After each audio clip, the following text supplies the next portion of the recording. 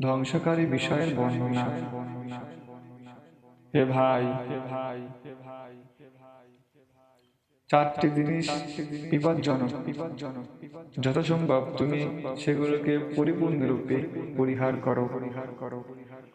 বাদশাহর নৈকট্য, অসৎ লোকদের সঙ্গে বন্ধুত্ব, দুনিয়ার প্রতি আকর্ষণ, নারীদের সাথে অধিক সংসর্গ।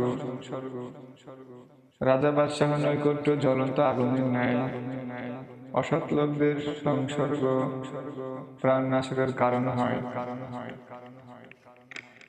দুনিয়া নিজের ভিতর সাপের ন্যায় বিষ সংরক্ষণ করে, যদিও বাহ্যিকভাবে তুমি তাকে চাকচিক্যময় দেখতে পাও। দুনিয়া দেখতে সুন্দর চমৎকার দেখায়, কিন্তু তার বিষে রয়েছে প্রাণ নাশের আশঙ্কা।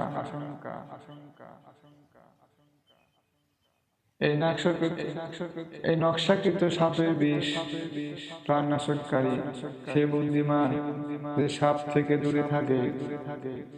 শিশুদের ন্যায় লাল ও হলুদ জিনিসের দিকে তাকিও না, নারীদের ন্যায় ও রং সুগন্ধির পাগল হয়েও না। দুনিয়া বৃদ্ধ দুলহানের ন্যায় সজ্জিত, দুদিনেই অন্য স্বামী তালাশ করে বেড়ায়। সৌভাগ্যবান ওই ব্যক্তি জোর বেজোর থেকে মুক্ত থাকে, তাকে পৃষ্ঠ প্রদর্শন করেছে এবং 3 তালাক দিয়েছে।